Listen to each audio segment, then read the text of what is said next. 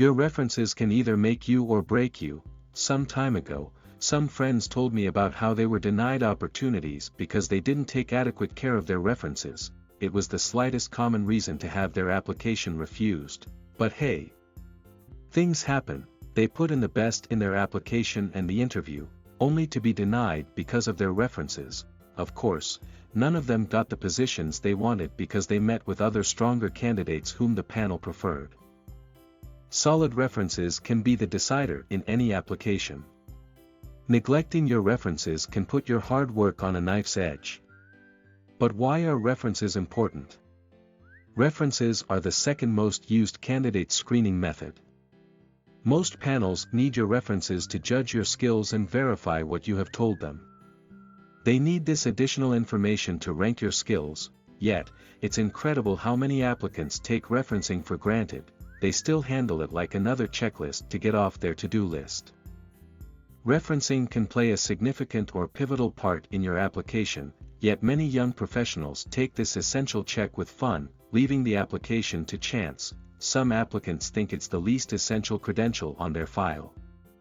Referencing is an essential part of most applications seeking approval. Many positions are highly competitive. Therefore, it's vital to ensure all the elements of your application are spot on. Here are the common misconceptions about referencing and how it affects applications. 1. Looking for the person in the highest position.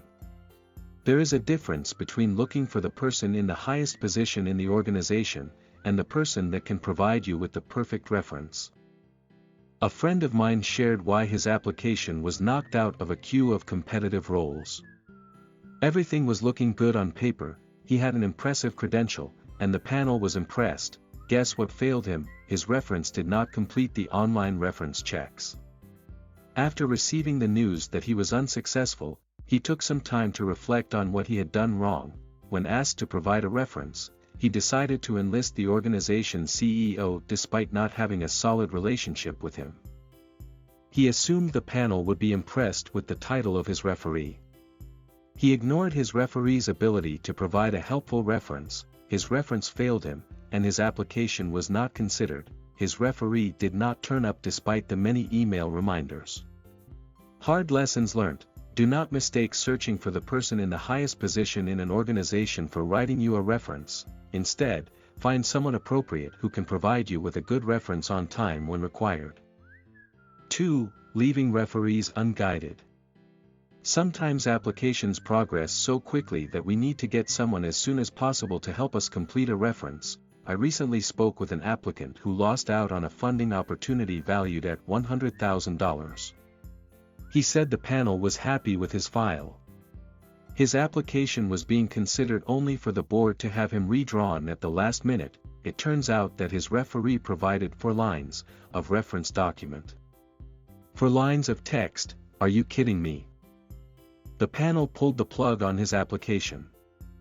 They were possibly unimpressed by the weak reference his recommendation provided. The reference showed a lack of respect for the applicant and panel.